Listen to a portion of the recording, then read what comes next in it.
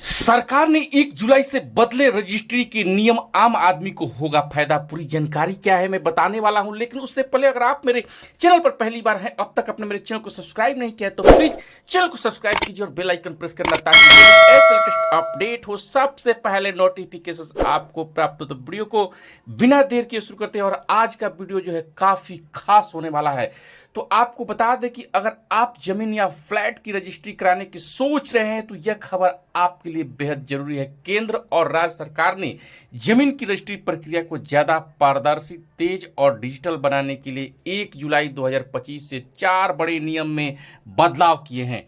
वो क्या नियम है आपको एक एक करके बताने वाला हूं। तो इन नियमों के लागू होने से प्रॉपर्टी खरीदार और विक्रेता दोनों को सीधा फायदा मिलेगा। जहां एक तरफ फर्जीवाड़ा पर लगाम लगेगी, वही दूसरी और दस्तावेजी प्रक्रिया और समय दोनों में कटौती होगी। क्या है वो 4 बड़े बदलाव, जानिए आप विस्तार पूर्वक इस वीडियो के माध्यम से। आपको पहला जो है, अब बिना आधार रजिस्ट्री नहीं सत्यापन अनिवार्य है। अब से किसी भी व्यक्ति को जमीन या फ्लैट की रजिस्ट्री कराने के लिए आधार कार्ड का बायोमेट्रिक वेरिफिकेशन अनिवार्य कर दिया गया है। और आपको क्यों क्यों जरूरी है यह बदलाव? फर्जी पहचान के जरिए रजिस्ट्री को रोका जा सकेगा। संपत्ति धोखाधड़ी में भारी गिरावट आएगी। बिचौलियों की भूमिका होगी सीमित। यदि आपको बता दें कि यदि किसी के पास आधार नहीं है तो वैकल्पिक पहचान पत्र के साथ ओटीपी आधारित पहचान पत्र प्रक्रिया भी शामिल की गई है। दूसरा जो है, डिजिटल दस्तावेज अपलोड सुविधा। अब घर बैठे तैयार करें रजिस्ट्री। नए नियम के अनुसार अब ई गवर्नेंस पोर्टल के जरिए सभी जरूरी दस्तावेज को ऑनलाइन अपलोड किया जा सकता है। इससे आपको सब रजिस्टर कार्यालय के चक्कर नहीं लगाने पड़ेंगे। अपलोड किए जाने वाले दस्तावेज आपको बता दें कि बिक्री अनुबंध, सेल डीड, आधार पहचान पत्र, संपत्ति कर रसीद, पूर्व स्वामित्व दस्तावेज, एनओसी आदि लागू हो। इससे समय की बचत होगी और प्रक्रिया पर भी पारदर्शिता बनेगी। तीसरा, stamp duty, registration fees of online और प्रॉपर्टी रजिस्ट्री के लिए स्टैंप ड्यूटी और रजिस्ट्रेशन शुल्क का भुगतान ऑनलाइन किया जा सकेगा। आपको बैंक की लाइन में लगने की जरूरत नहीं है। ऑनलाइन पेमेंट से लाभ, तुरंत रसीद मिलेगा। भुगतान रिकॉर्ड डिजिटल सुरक्षित रहेगा। बिचौलिया की दलाली से राहत। सरकार यूपीआई, नेट बैंकिंग और डेबिट कार्ड के माध्यम से भुगतान की सुविधा दे रही है।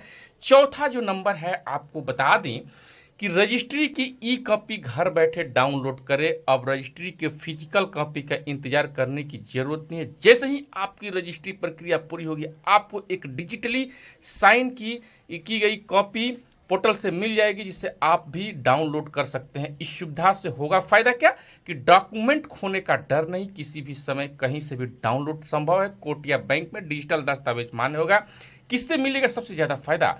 तो पहली बार घर या फ्लैट खरीदने वाले को, दूसरा ग्रामीण क्षेत्र में जमीन बेचने खरीदने वाले को, तीसरा एनआरआई या दूर दराज के खरीदारों को, चौथा वो लोग जो रजिस्ट्री की पारदर्शिता प्रक्रिया चाहते हैं। इन बदलावों का कानूनी महत्व, इन नियम को लागू कर सरकार ने भारतीय रजिस्ट्रेशन अधिनियम 1908 और आईटी अधिनियम 2000 में बदलाव का सहारा लिया है। अब डिजिटल दस्तावेज और बायोमेट्रिक सत्यापन को भी कानूनी मान्यता प्राप्त है।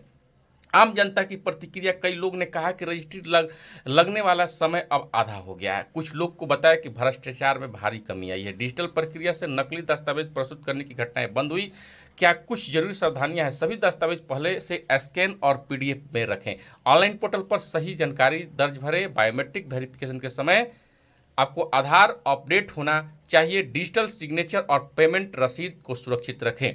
तो हम आपको बताते चलें कि 1 जुलाई 2025 से लागू हुए ये 4 बड़े बदलाव जमीन और प्रॉपर्टी की रजिस्ट्री प्रक्रिया ऐतिहासिक कदम है। इसमें न केवल आम आदमी को राहत मिलेगी बल्कि पूरे रियल एस्टेट सेक्टर में पारदर्शिता है कि अब रजिस्ट्री करना आसान और सस्ता और सुरक्षित हो गया। इसके लिए यदि आप कोई संपत्ति खरीदने की योजना बना रहे हैं तो ये नए नियम आपके लिए बेहद फायदेमंद साबित हो सकता है। तो आपको हम बता दें कि सरकार ने जो है 1 जुलाई 2025 से जो है आपको नए नियम के अनुसार जो है अब रजिस्ट्री करने के लिए जो है कराना पड़ेगा, ताकि आपकी ज़मीन सुरक्षित रहेगी। क्योंकि ज़मीन को लेकर आपको बताते चले कि आपको समाज में काफ़ी जो है देखने को मिलता था कि आपराधिक घटनाएं घटती थी। ज़मीन एक दूसरे को लोग कब्जा कर लेते थे। एक ज़मीन को लगभग 4-5 लोग रजिस्ट्री करा देते थे फर्जीवाड़ा तरीके से, जिससे लोग आपस में लड़ते रहते थे, फौजदारी दीवानी केस चलते रहता, जिससे लोग समाज में काफ़ी ज़मीन को लेकर परेशान रहते थे।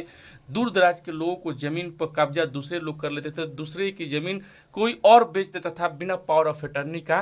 तो ये सारे चीज़ों को निपटने के लिए सरकार ने ये नया जो है आपको लाया है सुविधा। तो आपका क्या राय है, कमेंट करके जरूर बताइएगा। जय हिंद, जय भीम।